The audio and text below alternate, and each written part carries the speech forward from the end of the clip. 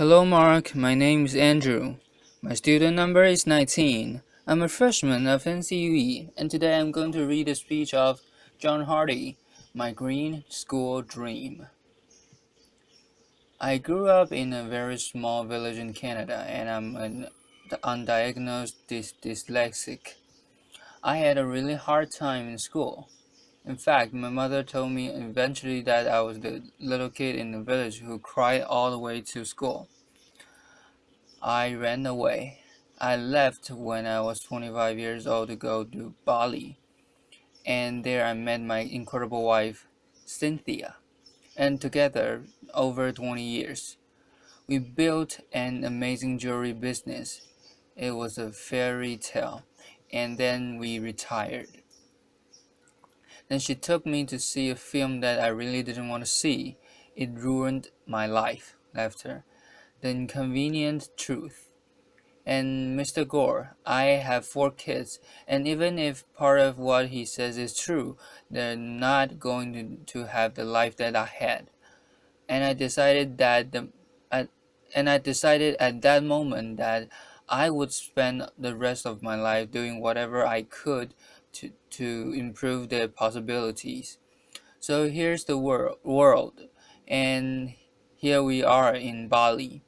It's a tiny little island, 60 miles by 90 miles. It has an intact Hindu culture. Cynthia and I were there, and we had a wonderful life there, and we decided to do something unusual. We decided to give back locally, and here it is. It's called the Green School. I know it doesn't look like a school, but it is something we decided to do, and it's extremely green. The classrooms have no walls. The teacher is writing on bamboo blackboard. The desks are not square. At Green School, the children are smiling, an unusual thing for school, especially for me. And we practice holism. And for me, it's just the idea that if this little girl graduates as a whole person, chances are she'll demand a whole world to live on. Our children spend 181 days going to school in a box. The people that built my school also built the prison and the insane asylum out of the same materials. So if this gentleman had had a holistic education, would he be sitting there? Would he have had more possibilities in his life? The classroom have natural light. They're beautiful. They are bamboo. The breeze passes through them. And when the natural breeze isn't enough, the kids deploy bubbles, but not the kind of bubbles you know. These bubbles are made from natural cotton and rubber from the rubber tree. So we basically turn the box into a bubble, and these kids know that painless climate control may not be part of their future. We pay the bill at the end of the month, but the people that are really going to pay the bill are our grandchildren. We have to teach the kids that the world is not destructible. These kids did a little graffiti on their desks, and then they signed up for 2 extra courses. The first one was called sanding, and the second one was called rewaxing. But since that happened, they own those desks. They know they can control their world. We're on the grid. We're not proud of it, but an amazing alternative energy company in Paris is taking us off the grid with solar. And this thing is the second vortex to be built in the world. In a 2.5 meter drop on the river, when the when a turbine drops in, it will produce 8,000 watts of electricity day and night. And you know what these are. There is nowhere to flush, and as long as we're taking our waste and mixing it with a huge amount of water, you, you're all really smart. Just do the math. How many people times how much water? There isn't enough water. These are compost toilets, and nobody at the school wanted to know about them, especially the principal. And they work. People use them. People are okay.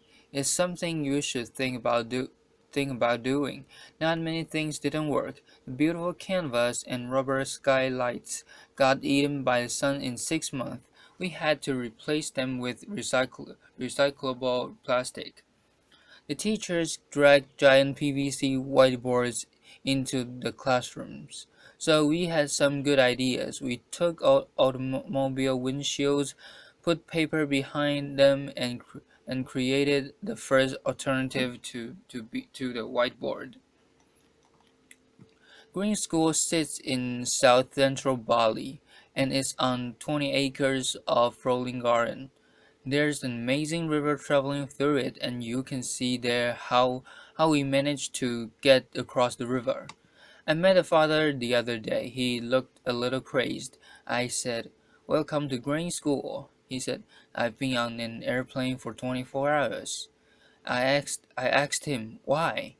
He said, "I had a dream once about a green school, and I saw a picture of this green school. I got on an airplane. In August, I bring my sons. This was a great thing. But more than that, people are building greenhouses around green school,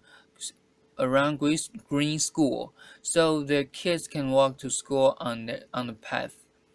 And people are bringing their green industries, hopefully their green restaurants, to the green school. It's becoming a community. It's becoming a green model. We had to look at everything. No, no petrochemicals in the pavement. No pavement. These are volcanic stones laid by hand. There are no sidewalks. The sidewalks are gravel. The, they flood. They flood when it rains, but they're green. This is the school buffalo. He's planning to eat that fence for dinner. All the fences at green schools are green. And when the kindergarten kids recently moved the gate, they found out the fence was made out of tapioca.